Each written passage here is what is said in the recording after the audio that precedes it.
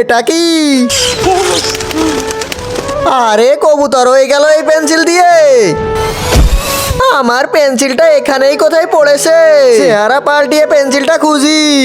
এই পেন্সিলটা আমার মোবাইলে ঘোরায়, দেখি কি হয়।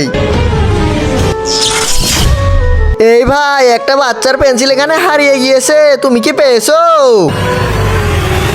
পেন্সিল? না ভাই, আমি পাইনি, আমি মাত্র আসলাম। তুই দাঁড়া, মনে হচ্ছে তোর প্যান্টের ভিতরে পেন্সিলটা আছে। আরে ভাই, আমাকে তাড়াতাড়ি বাড়ি যেতে দে। এ মনে করছে আমার থেকে পালিয়ে যাবে। দাঁড়া, এখনই দেখাচ্ছি মজা। তাড়াতাড়ি এখান থেকে পালিয়ে যায়, পালিয়ে যায়, এখন পালিয়ে যা, দেখি কেমন পালাতে পারিস।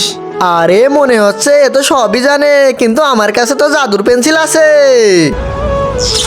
তার আগে নিচের সাবস্ক্রাইব বাটনটা কেউ যদি সাবস্ক্রাইব করে দেয় তাহলে তার বাবা মা অনেকদিন বাঁচবে। আর যারা ভিডিওতে লাইক করবে তাদের মনের আশা যেন পূরণ হয়, আমি দোয়া করে দিলাম।